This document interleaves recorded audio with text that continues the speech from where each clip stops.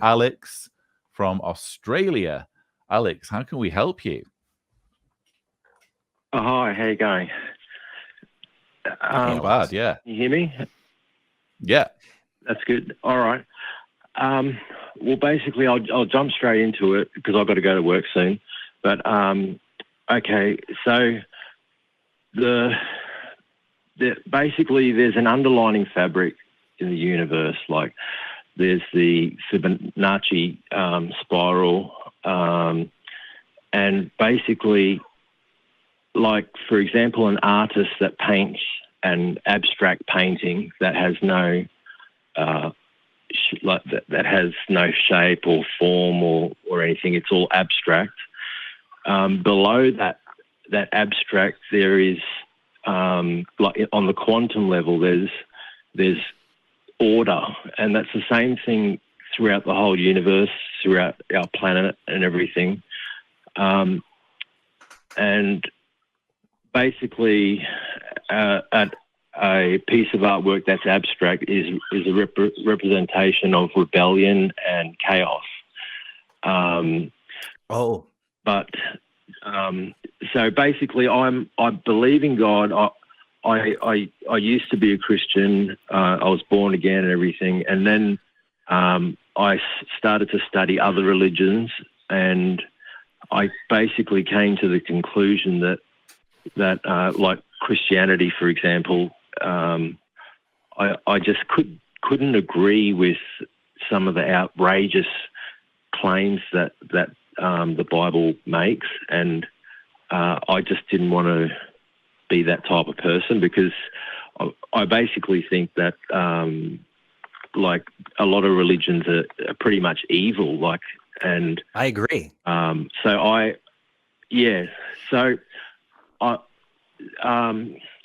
don't we agree, Alex? Where don't we agree? Because a lot of religions are evil. So you said that there was a quantum order underlying, and it was an example, abstract painting. I know you didn't mean abstract painting. He didn't say quantum, did he? Yeah, did I miss that? I heard quantum. I'm allergic to that word. Quantum. As am I. I have an allergy to the word quantum. I'm not a physicist. I do not work at CERN. I don't have a degree, nor am I read up really well on that stuff. Perhaps you are, but can you explain this quantum order? Can you describe it, please? Yeah. Well, basically, science has proven that mathematics is the way the universe is. It's in every aspect of our lives, mathematics is there, and science. So science has proven that mathematics is the way the universe is. I hang out with a crowd that's a bit more intelligent than me. No surprise there, viewers. And a lot of them are mathematicians. And what I understand from them and from what they have deigned to explain to me is that mathematics is a description of relationships. It is not it's not like the Matrix. It's not like there's numbers everywhere.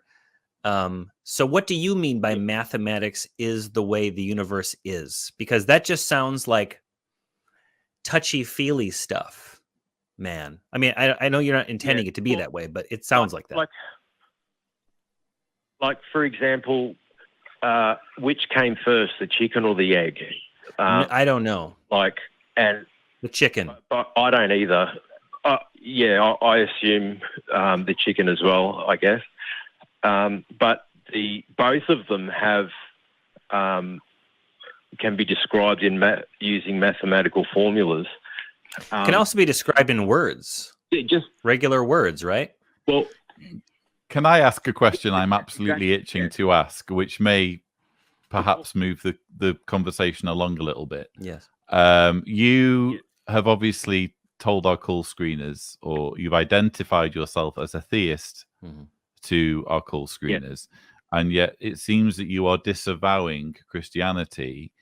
and yet it seems that you are appealing to the watchmaker argument for the existence of an intelligence behind the universe. So I guess my question would be, since you identify as a theist, which God do you think designed the universe? Or are you actually more of a deist? In other words, you think that there may be a designer, but he's not specifically interested in what's going on our planet? Well, I'm a theist. I believe in a God, but I don't believe in the religion, in the current religions around the world. I don't believe in any of. I've studied them quite extensively, and I don't believe in any of them. I believe in a nameless God. Like there was an ancient Greek belief in the past that for a while they believed in a nameless God, and I believe in nameless God. And so what's wrong with deism? Why doesn't deism suit you?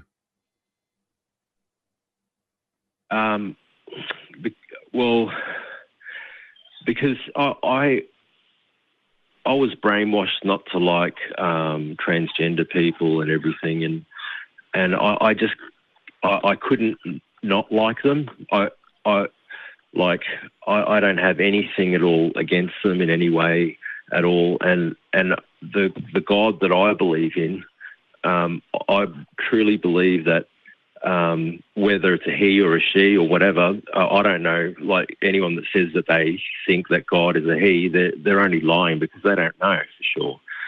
And Alex, you believe in a nameless God. What are the qualities of this nameless God? And then right after you tell me the qualities of this nameless God, please explain to Lloyd why you believe that this nameless God exists and how you know that this nameless God exists. So, and also what's wrong with deism. I really want to know what's wrong with deism, because you sound like a deist, but you stubbornly cling to the fact that you're a theist. So what specifically is wrong with there being an intelligence behind the universe that's created the order that you've identified? No one's going to like this, but let me back up one step. Do you know what deism is, Alex, versus theism? Do you know the difference between the two? No, I don't. No. Right. Could you briefly explain it to me? So, that's kind of what I suspected might be the case as well. So thank you, Johnny. So you're welcome, Lloyd. I got your 6. You've got my 6. But Deism is a belief in what I've just said, a creative intelligence or deity behind the universe that isn't especially interested in you as a person, or in the human race, or in even planet Earth. It's just put all of the laws of physics and nature in motion, and it's just letting them play out however they play out. That's deism. Theism is actually this deity. Not only do they exist, but they're specifically interested in the planet Earth and the human race. And we can even narrow it down to a particular God who has a particular name or set of names, and who've identified their will for mankind in particular sacred texts. Theism is the religion. Deism is belief in God without religion. And I'm wondering at this point whether you're actually a deist. Yeah, no, I'm actually not the latter. I would probably say I'm in the middle a little bit, because basically when I was young, I was 9 years old, I had 2 very traumatic experiences which I got PTSD from. And one of them was a serious car accident that my family had, and I was in the car, and I experienced slow motion. Like I seen like my baby brother was flung out of his seat as our car was rolling like over 10 times, because we were driving on the highway, and time slowed down, and something, because I was only 9 years old, I don't know, I wouldn't know what to do, and something came over me to say, grab your baby brother, and then I'm not going to explain all of it, but and there was another traumatic experience as well. But basically, this is like Do you believe you experienced divine intervention? God. Yes, but the reason why I believe that there is divine intervention is because think of the pineal gland, for example. All animals and all humans have a pineal gland in their brain, and whenever a person or an animal gets traumatized, that pineal gland releases the fluid into the bloodstream, and it basically puts the animal or human being like an LSD trip sort of thing. And I thought of this a lot, and I thought that that's something that was intentionally put there. Like, it wasn't something that evolved. It's not something. Why didn't it evolve? That's a claim. So you must have a reason to assert that. Yeah. What is the reason? Yeah. Because, like, there's many reasons, but that's one of the reasons. Because if it results in humans or any species, in fact, surviving long enough to have offspring, then yes, it did evolve. Yeah, Alex, you said that the pineal gland did not evolve; it was placed there. So that's an assertion, Alex. Yeah, that's what I'm. So go ahead and give me the reason why that's so. All right. Well, when I look at nature, for example, I look at all the fruit trees, I look at all the vegetables, I look at the pineal gland, I look at the Fibonacci spiral. I look at order, and order is a representation of intelligence. So it's just like now we're back at deism. Painting just to kind of, again, I'm really interested in kind of putting the foot on the gas and getting this conversation moving forward to its destination as quickly as possible. And what I want to press you on is, we explained to you the difference between theism and deism, and the fact that essentially what you're talking about when you're talking about order without religion is deism.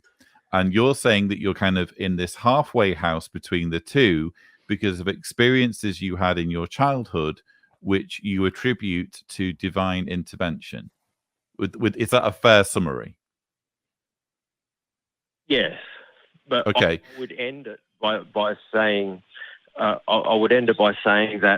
the nameless God I believe in accommodates for atheists. Like, this God loves atheists. It loves transgender people. Well, this is just speculation. This is just Can I just again drag you back to this kind of divine intervention? Here's my problem with divine intervention, and I have had experiences in my past where unusual things have happened. On one occasion, I should have died and I didn't. Okay. And when I was religiously minded, I looked on this experience and really grappled with whether an angel had intervened, whether God had saved me. And here's why I have such a huge issue with that now. And whenever I hear people say, oh, God cured me of cancer, oh, God saved me from COVID, God did this, God did that, all I'm thinking whenever I hear that is, what about the Holocaust? Why was God folding his arms through the Holocaust? Why is God allowing millions of people to die through COVID, but he's fixing Aunt Thelma's cataract, or he's helping someone in a particular car accident to survive, or he's helping me to survive a road traffic accident when I was 16? It doesn't make any sense. The only way it begins to make sense is to say bad things happen and good things happen, and there is no intervention, or if there is intervention, it's a God with terrible prioritization skills. intervening. So we're left with, do we want to worship a God with such dreadful prioritization skills, i.e., do we want to be theists? Or in your case, do we want to just believe that something made the universe? And I'm, to be completely honest with you, not especially interested in persuading you out of that. Deism represents no threat, as far as I can see, to world peace and security. For me, it's religion that represents a threat. So if you have a compelling argument for theism, which I haven't heard yet, that's what I really want to talk about. And Alex, you've said so much. Yes. And do you have an argument for theism? Let's say that. Why should we believe that your God exists? And I think you're trying to present that, but like, why? You say, look at the trees, right? Look at the pineal gland. Yeah. So the order, like the order of the universe. Let's put that aside, and because I've already explained that. No. Actually, you haven't. You haven't. You said order implies agency. Okay. How is that so? Because I think you just kind of skipped over it, and I don't understand. The thing is, you see, how doesn't matter. If you look, I wish I can explain it. Like me too. It matters if you want me to believe. If you don't, then you don't. But how matters. And maybe I'm just a simple country lawyer, allegedly. But like, give me a how order necessitates like when an agent. How it's just like me asking you, what was there before the Big Bang? I don't know. You can't. See, I just say I don't know. I don't make claims to things that I don't know. I just say I don't know. And a lot of times I'm totally cool with not knowing. Sometimes it sticks in my craw. So, but you're not okay with saying you don't know. You have to have an answer, Alex. So how? How? When you say how, that's a different question than when I say that there's order to the universe, which science has proven over and over again that there is an order to the universe, especially on the macroscopic level. So maybe this will help. So basically, this nameless God, I'm hoping, because I make music, I make my own music, and I'm going to promote this nameless God, and I think that all religions can unite under one nameless God. Nameless God. You know what I mean? And that would bring some type of peace to the world. Like, I'm wondering how the branding's going to work, though. You need a brand. It's a symbol. To start a religion. It's a symbol, Lloyd. It's going to be the Prince symbol. It's going to be the Prince symbol. Yeah. It's because according to me and my research, whether you accept God or not, whether you like God or not, God loves you. And okay, again, Alex, your research has determined that. We want to know why and how you know that. It doesn't sound like we're going to get there, so I really want you to call back. Yeah. Because you're a fertile field that we would love to plow. And so I hope that you will call back so we can cover this again with other hosts at other times. Alex, Johnny wants to plow you. Yes. But he might need to plow you further in a different show. So if you can, please call back in another show. But before you do call back, do me a massive favor and watch this segment back again. It will presumably be available as a standalone video. Watch the standalone video again and just give some thought to how this conversation's gone and what you could say, whether there's any validity in what we've said.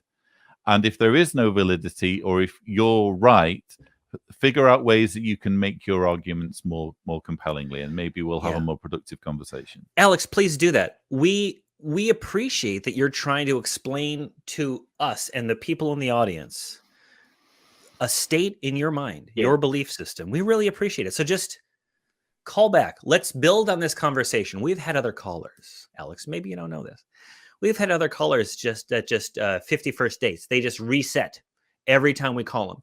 They start over again. Let's not have you be that. Let's have you call and like, we'll watch the video. You watch the video. We'll take notes. You'll take notes. And maybe we can get somewhere, because that'd be awesome. Yeah. Thank you, we'll Alex. start slow. We'll start slow. A suitable time every day to call around this time, or no, every Sunday, starting at 1 p.m. Central. Call a little earlier. You called a little later. Call a little earlier. That way, you're guaranteed to get in. But honestly, we'd love to talk to you again. Yeah. And it's not just me and Lloyd.